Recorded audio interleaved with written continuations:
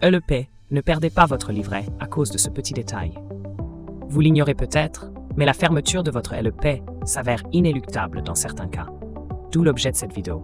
Voici des cas de fermeture du LEP à prendre en considération. Depuis le 1er août 2024, le taux d'intérêt du LEP, livret d'épargne populaire, a basculé à 4%, contre 5% auparavant. En dépit de cette baisse, celui-ci demeure le livret réglementé le mieux rémunéré à ce jour. À titre de comparaison, le livret A est proposé avec un taux à 3% net. Idem pour le LDDS, livret de développement durable et solidaire. Quoi qu'il en soit, la fermeture du LEP peut être initiée par votre banque dans certains cas. Citons par exemple l'ouverture de plusieurs LEP à la fois. S'agissant d'un livret d'épargne réglementé, vous ne pouvez en détenir qu'un seul. Les doublons sont formellement interdits.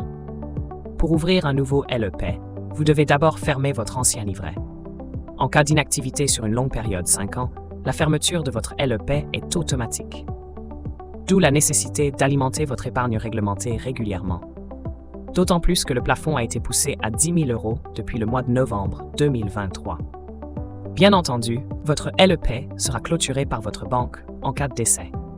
Idem si vous ne remplissez plus les conditions d'éligibilité. Petit rappel sur les plafonds de ressources du LEP.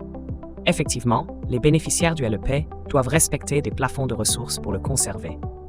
Il y a un seuil à ne surtout pas franchir, soit 22 419 € pour une part de quotient familial. De fait, cela dépend grandement de la composition du foyer fiscal. Prenons un autre exemple pour y voir plus clair, soit 2 parts fiscales.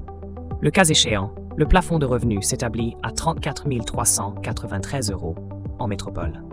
Lorsque vos revenus augmentent d'une année à l'autre, votre LEP peut être clôturé selon les cas.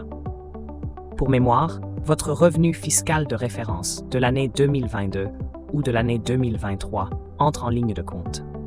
Au-delà des plafonds prévus, c'est mort. Il faut ainsi garder un œil constant sur l'évolution de vos revenus annuels.